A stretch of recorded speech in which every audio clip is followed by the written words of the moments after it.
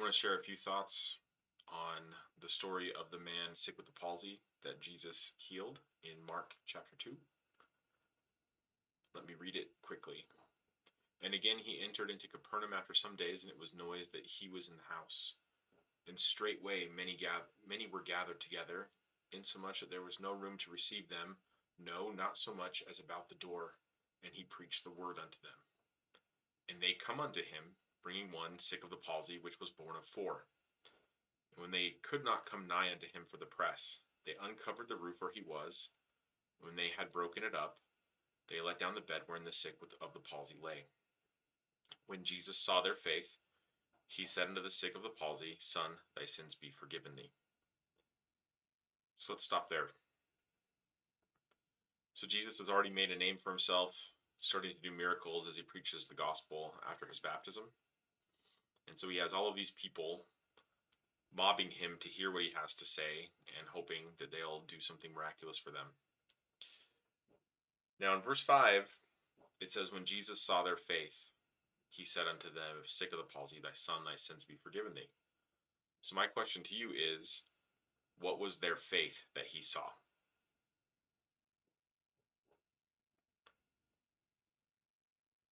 The answer is, it was when they did not allow the crowd and the press to deter them from getting their sick friend to Jesus.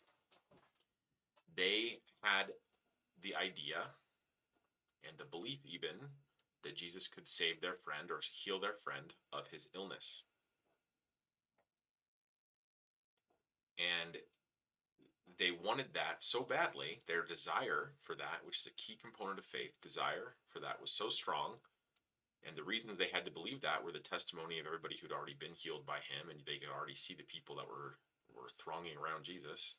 So the reasons for believing that Jesus could help was really strong. And then they did not let a crowd or a house even, or walls or a roof stop them. And that entire process of them overcoming those barriers to get to Jesus is what Jesus saw when he said he saw their faith. And because of that faith on their behalf of that man, he said, thy sins be forgiven thee. So was that the blessing that the people were seeking for the man that was sick of the palsy? It was not. So Jesus saw their faith, and he could see their desire. It was probably pretty obvious from the fact that this man had to be born on a stretcher before, carried by 4 other people. He gave them what they should have asked for instead, which was the forgiveness of sins. There were other people of the scribes sitting there reasoning it in their hearts, saying, why doth this man speak blasphemies? Who can forgive sins but God only? And immediately when Jesus perceived in his spirit that they so reasoned within themselves, he said unto them, why reason ye these things in your hearts? Whether is it easier to say to the sick of the palsy, thy sins be forgiven thee, or to say, arise and take up thy bed and walk? But that ye may know that the Son of Man hath power on earth to forgive sins, he saith to the sick with the palsy, I say unto thee, arise, take up thy bed, and go thy way into thine house.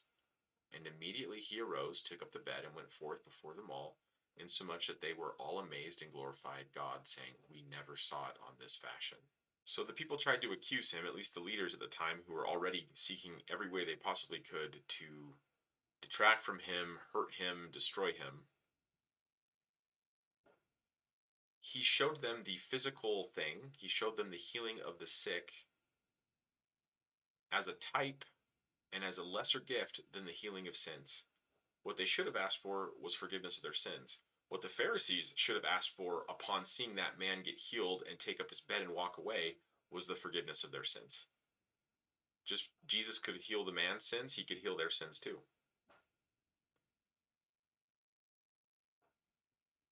So there's so many lessons here. Lessons about faith, lessons about what God does when we ask him a sincere question in demonstrating a little bit of faith. He blesses us with what we should have asked for and gives us an opportunity to live into that.